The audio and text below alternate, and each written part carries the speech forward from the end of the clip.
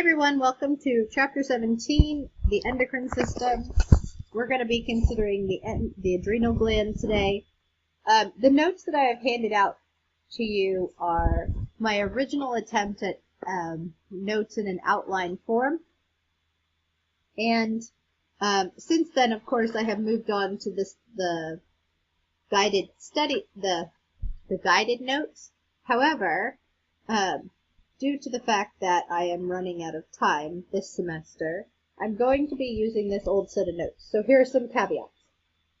The notes are not necessarily totally in book order, and my PowerPoint slides are not totally in order with this set of notes. I do apologize for this, but I needed to get this session recorded, and I am working with what I got. Okay? All the information is in the book, and a lot of it's in the notes to begin with. So, let's get cracking. So, the adrenal glands. Well, the adrenal gland is a funky little gland that sits on top of each kidney. They are considered retroperitoneal, like the kidney. They are made of a medulla and a cortex. And interestingly, this is a bit like the pituitary in the sense that the cortex and the medulla have different fetal origins. Okay, so it's like two fetal glands merged together. In your notes, it asks you for what those origins are. Don't worry about that. Okay, the adrenal cortex. Let's take a closer look. So here we have the adrenal glands, also called the suprarenal glands. Remember supra on top. And it has a capsule. It also has this cortex, which is highlighted in this picture. Nice time to use yellow over here. And it has a medulla. And we're going to be looking at the cortex and at the medulla and at their function. Okay. So again, here's some more, another look at this. You can see we have a capsule, we have a cortex, we have a medulla, we have some vessels, and this side over here is highlighting the three layers of the adrenal cortex, which we'll be talking about. The zona glomerulosa, the zona fasciculata, and the zona reticularis. Okay, you will need to know the three regions, and in addition, you will need to know what's produced by each of those regions, and we'll be talking about that a little later on. First, though, we're going to talk about the adrenal medulla, and in your notes, you'll actually find this at the end. 1, 2, like page 3. So we're going to look at the adrenal medulla. The adrenal medulla is the inner core. It's a relatively small percentage. It's 10. Oh gosh, we got to get out of this yellow, don't we? Let's get back to black. It's 10 to 20% of the glands.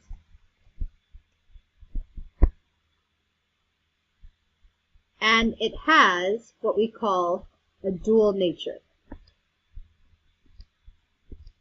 Because it is an endocrine gland and a sympathetic ganglion. So it's a part of the sympathetic nervous system,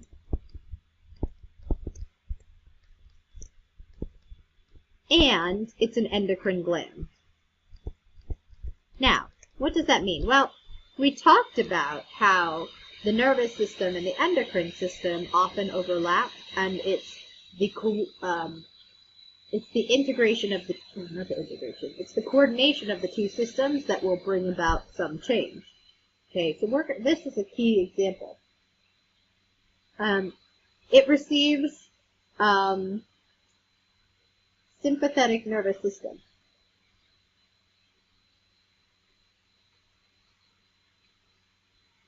So we have these special cells, these modified nerves, in fact, called chromatin cells, and they are going to respond to stimuli from the sympathetic nervous system. And you'll learn all about the sympathetic nervous system at A&P.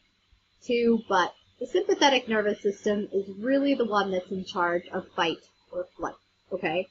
So you have these special cells called chromaffin cells, and they are going to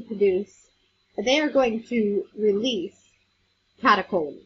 And catecholamines are epinephrine and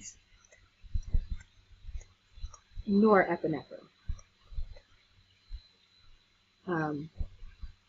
And to a much lesser extent, norepinephrine, and to a much lesser extent, they're going to release dopamine. And this is going to be released directly into the bloodstream. Okay, so norepinephrine is a neurotransmitter within the nervous system. But in this case, all of these are neurotransmitters. They're all going to be acting like hormones, and they're going to be released like hormones. Okay? So, what is the point of having this dual nature? What is the advantage? Well, the advantage is it's going to have a longer lasting effect than neurotransmitters. Remember, we talked about the nervous system and how when the stimulus stops, the effect stops immediately. Well, in this case, it's quick to respond and you'll get a persistent effect. Okay, so what does this do? Well, we're talking about fight or flight here. So we're going to increase alertness and prepare the body for physical activity. You know that adrenaline rush?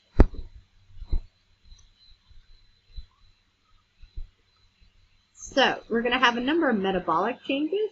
We're going to mobilize our high energy fuels, including fatty acids.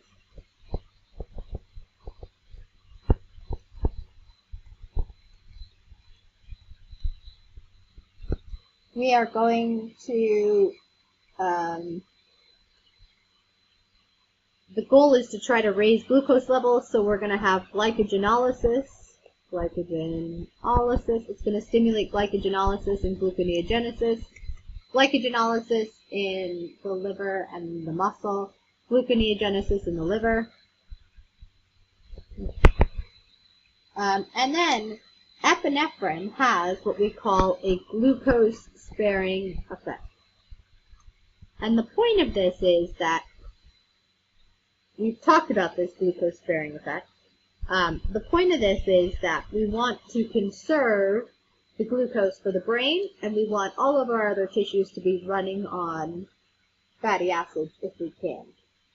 Okay. In addition, we're going to have an increase, sure this is stuff you're all familiar with, increase in blood pressure, BP, heart rate, blood flow to the muscles. So we're going to redirect the blood flow, pulmonary airflow,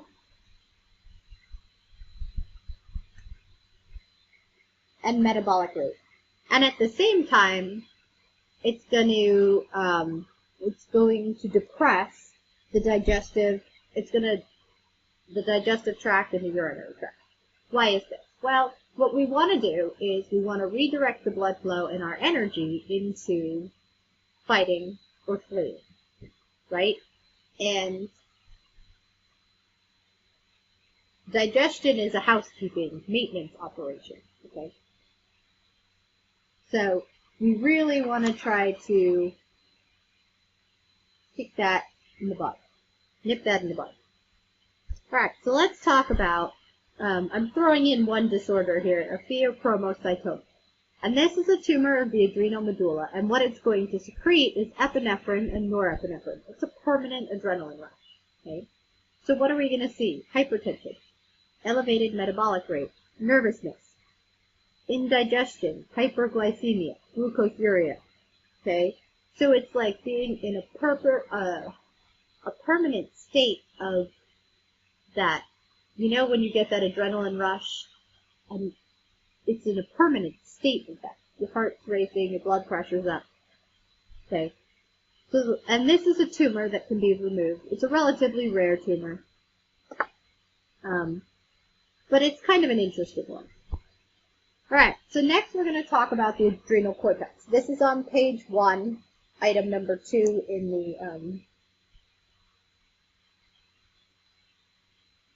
the list here. So 5 major steroid hormones from 3 layers of glandular tissue. Let's talk about what we got. So, the zona glomerulosa, these are named for their arrangement. What we have here are rounded clusters. So our cells arranged in rounded clusters, and this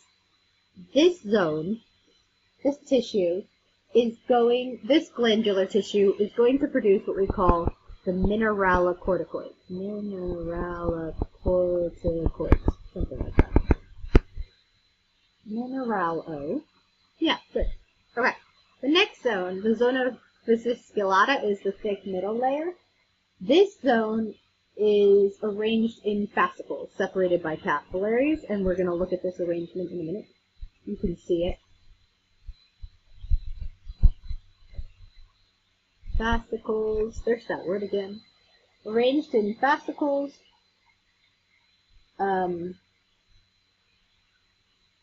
separated by capillaries. And this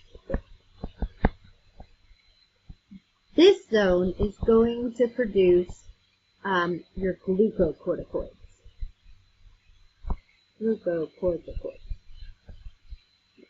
And finally, we're going to talk about the zona reticularis. The zona reticularis is cells in a branching network. See if we can see this hopefully in the next slide. And these cells are going to secrete androgens. So they secrete steroids. Not just androgens, they actually secrete sex steroids. Okay, so let's take a look. What do we got? So, here's our cortex, our medulla again. Here's our different zones. Now, actually in the picture it's hard to see some of this. We need to zoom in more, and I don't think I have it zoomed in more. But you can tell from the picture, if we look, that these 3 layers look different from one another. Okay, so for the exam, you're going to need to know what the 3 layers are and what they secrete. Let's talk about mineralocorticoids. These are secreted by the zona glomerulosa, and these are going to regulate your electrolyte balance.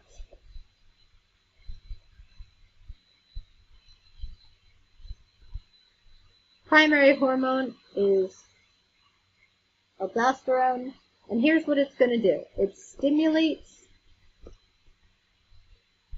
sodium retention and potassium excretion, and because it keeps sodium, water follows by osmosis, so what you're going to get is blood volume and blood pressure are maintained. So if your blood volume is decreased, it'll increase your blood volume and blood pressure.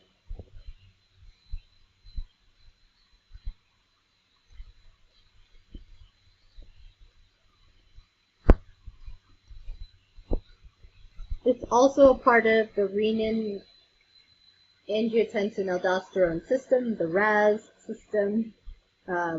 This is a coordinated effort to raise blood volume and pressure.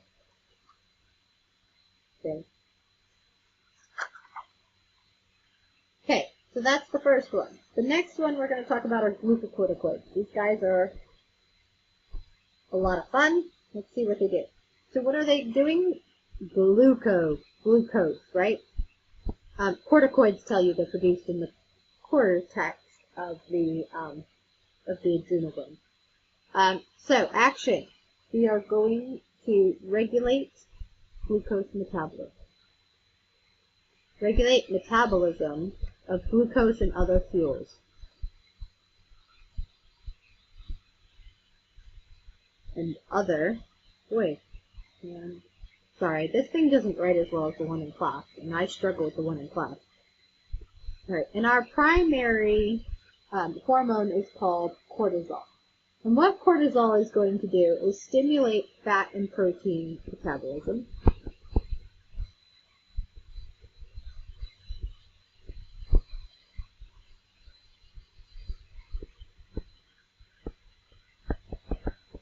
Okay, and that's providing, again, our alternative fuels. It's also going to stimulate gluconeogenesis,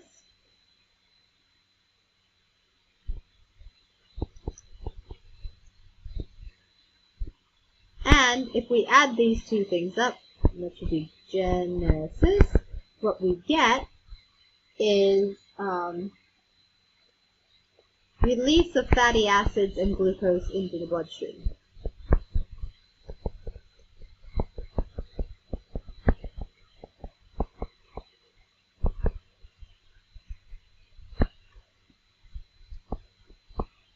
So how does this help? Well, that's it. It's also going to tamp down the immune system. So, the advantage of this is it helps the body adapt to stress.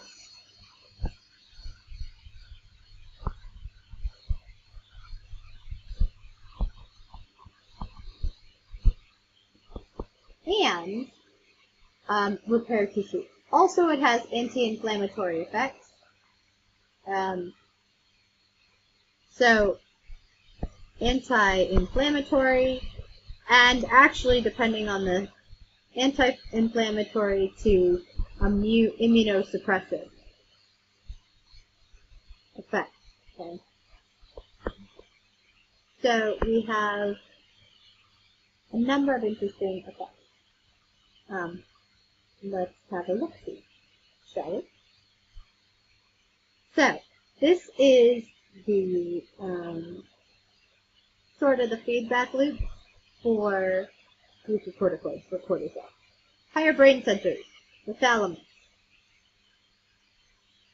CRH, corticotropin-releasing hormone, stimulates the anterior pituitary to release adrenocorticotropic hormone.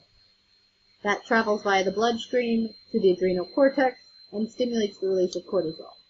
Cortisol will provide negative feedback to the anterior pituitary gland and the hypothalamus. So, nice little feedback loop there. Cortisol is going to affect various target cells. We're going to stimulate glucose formation, promote fatty acid release, and inhibit protein synthesis. And the reason it is going to do that is because in the first sentence I gave you was, it regulates metabolism of glucose and other fuels, and so it is going to alter protein metabolism. And that will cause some issues, and we'll look at that later on.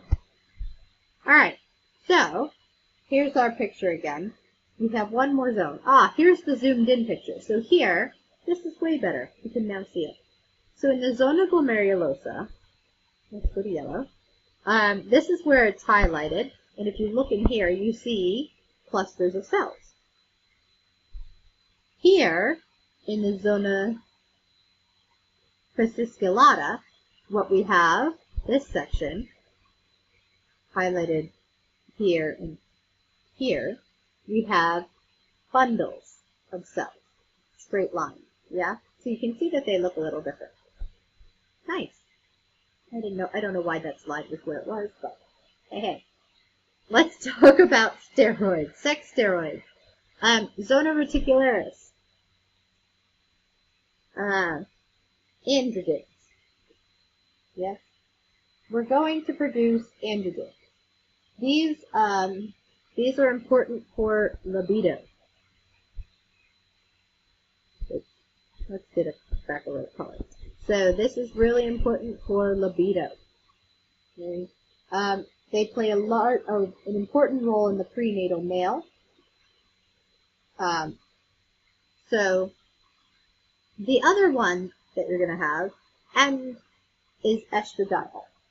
It produces a small quantity. However, that quantity is very important because this is what's going to sustain adult bone mass after menopause.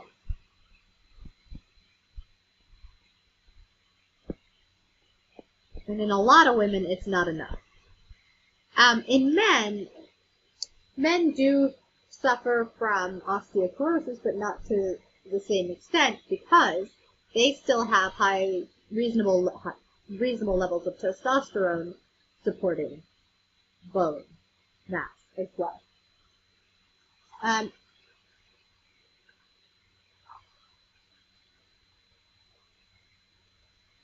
So now we can take a look at the zona reticularis. Let's have a look. So, notice our zona fasciculata was up there. That was in the bundles. Our zona reticularis are in these tight lines. And they're kind of branching networks with vessels in between. One moment. So, we get back to this idea, right, that the adrenal glands are a prime example of endocrine nervous system integration. So, why do we say this? Well, the medulla and the cortex of the adrenal gland are not functionally independent. Okay.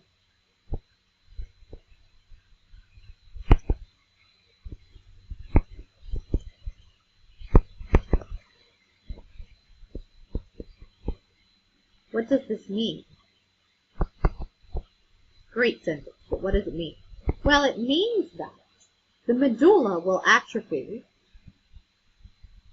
I'll write this down. Medulla atrophies without cortisol, without stimulation from cortisol. Okay. And some of the chromaffin cells of the medullary origin extend into the cortex. So some of the chromaffin cells will. It's just a great word. Chromaffin cells.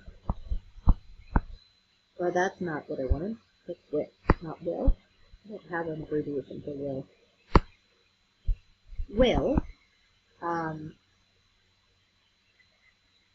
stimulate cortex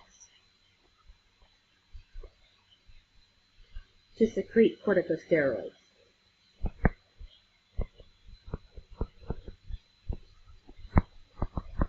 Okay. So these two systems totally linked. And that's when stress activates the sympathetic nervous system. So in response to the sympathetic nervous system, you will get the secretion of corticosteroids. The two diseases you have to be aware of are hyperaldosteronism and hypoaldosteronism. We have, I gave you this in your thing, hypersecretion. Symptoms are hypertension. Okay, because if you remember, what aldosterone is doing is it's causing sodium retention from the kidneys and water follows, right? So we have hypertension followed by water. And this is going to lead us to, it's this that leads us to hypertension. Hypertension also leads to headaches and blurred vision. And it also can lead to damage to the kidneys. Okay. The other thing to remember that is in exchange for sodium, aldosterone causes the kidney to excrete potassium. So that's where we get that. And because sodium is being retained, in exchange for that sodium, hydrogen ions get pumped into the tubular fluid, and that results in an alkalosis, which is an increase in blood pH. Okay? And with these conditions, they can be primary, as in due to an adrenal adenoma, or secondary, which is due to overactivity of the RAS system. Okay? Hyposecretion results in hyperkalemia. That's an interesting one. Hyperkalemia is increased blood potassium. That can kill you can kill you quick. And hypotension due to sodium lost in the urine. Causes adrenal insufficiency. So if you're not producing enough, that's a primary cause. But renal dysfunction. So if you have diabetic nephropathy, this might be a complication. Good old diabetes. Alright, so we're going to look at our next disorder, which is Cushing syndrome. And Cushing syndrome is excess cortisol secretion. And with this, we see a number of things. So glucocorticoids are going to alter metabolism of fuels, right? Specifically, what did I say? I haven't seen my notes. They all slipped down here. Regulate metabolism of glucose and other fuels. So, what are we going to see? With excess, we are going to see hyperglycemia. We are going to see hypertension. We are going to see weakness and edema. And that has to do with cortisol alters protein metabolism. And if you remember from the picture a few back, one of the things that did was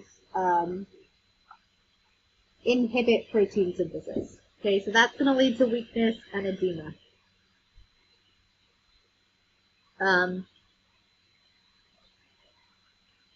What else do we have in this list? Oh, we're going to have rapid muscle and bone loss due to protein catabolism.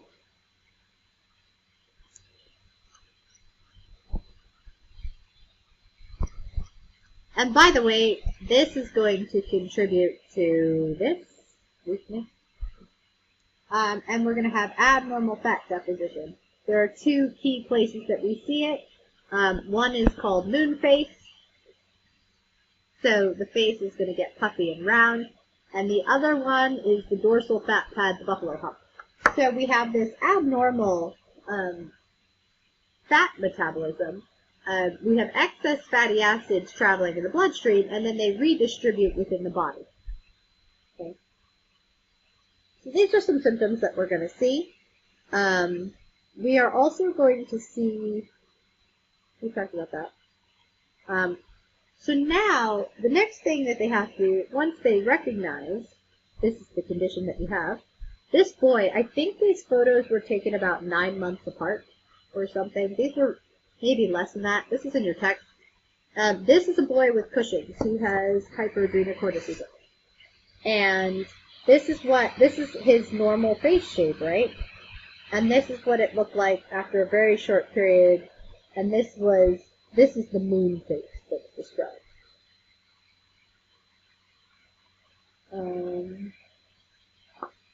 Okay.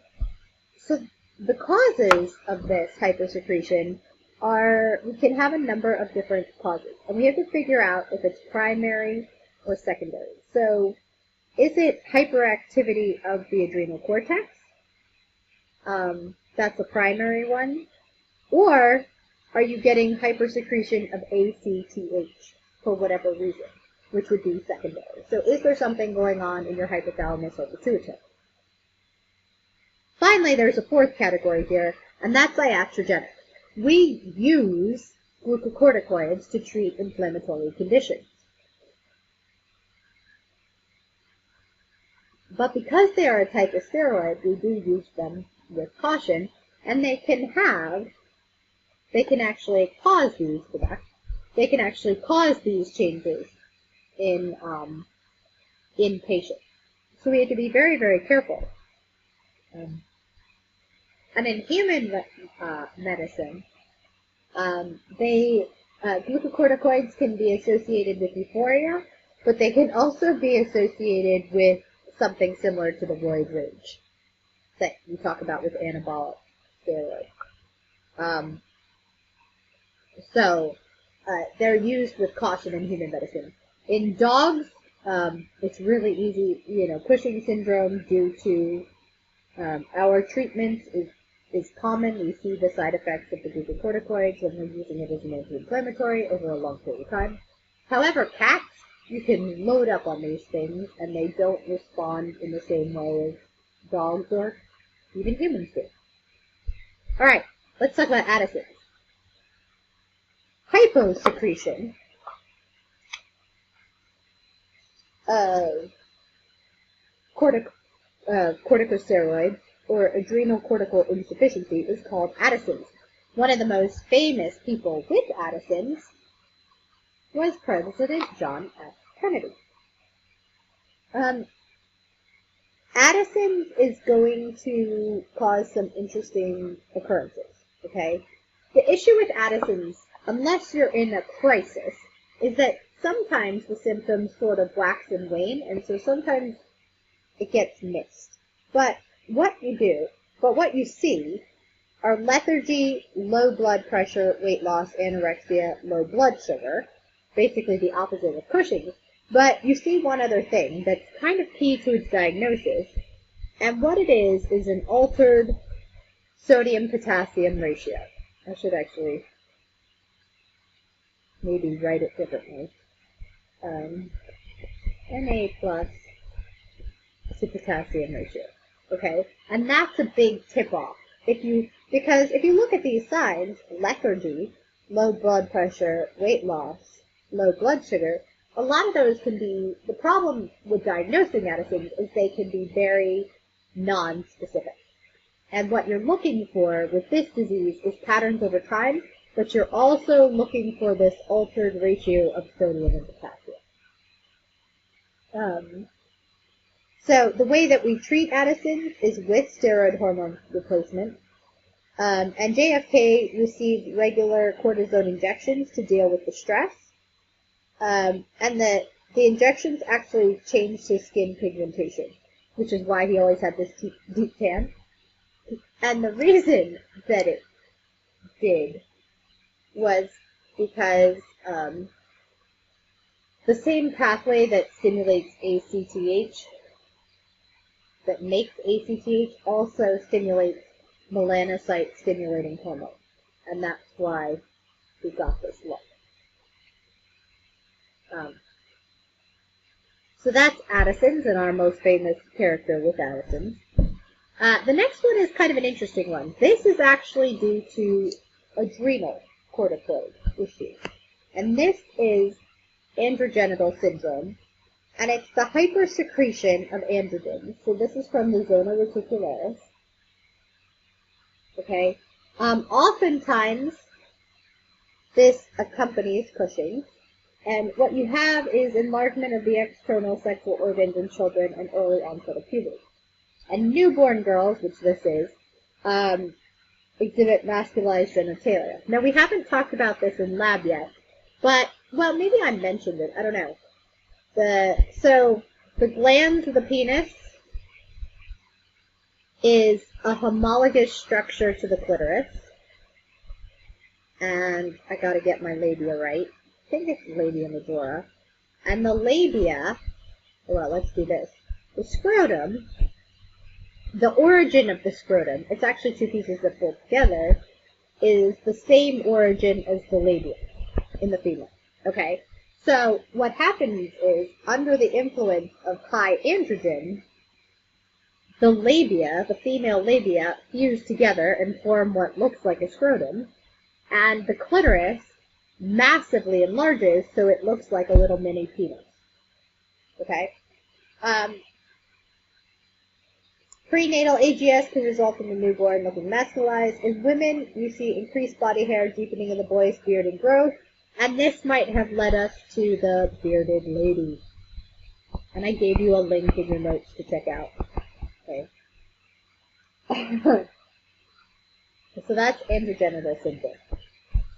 Finally, just because this one's interesting, ferrets and adrenal disease. when we neuter ferrets, something interesting happens. And this is what happens when your feedback loops get out of control.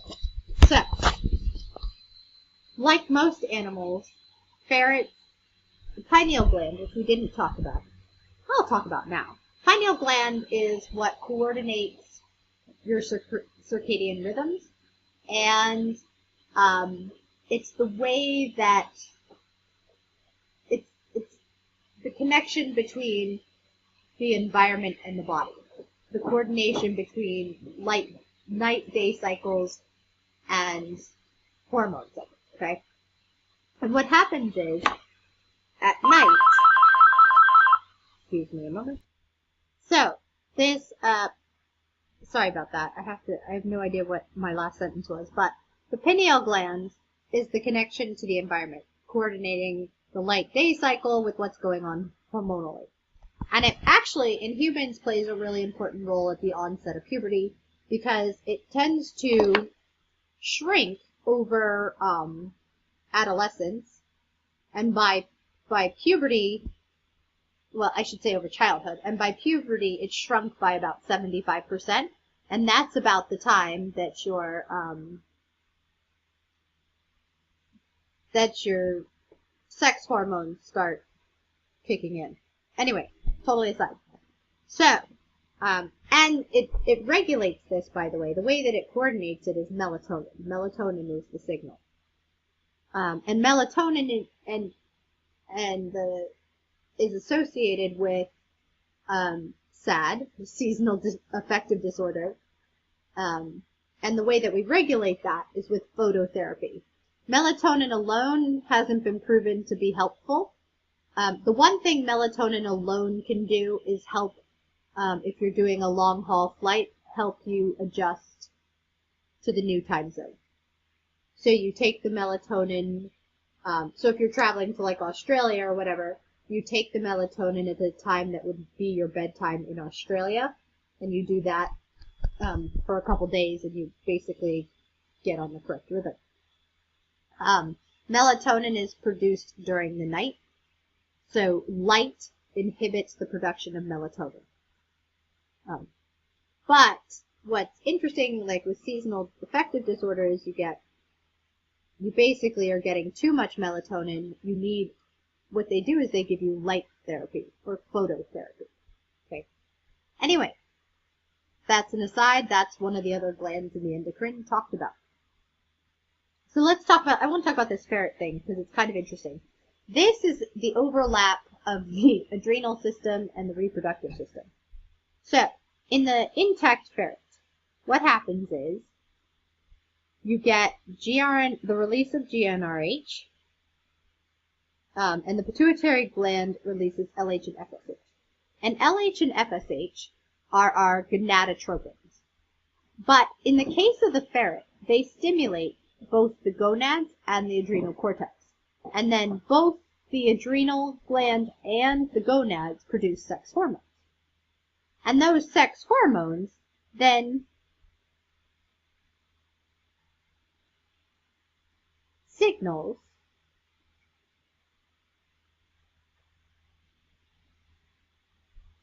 there's feedback to the hypothalamus. However, in the fixed ferret, what happens is there is no feedback to halt GnRH production.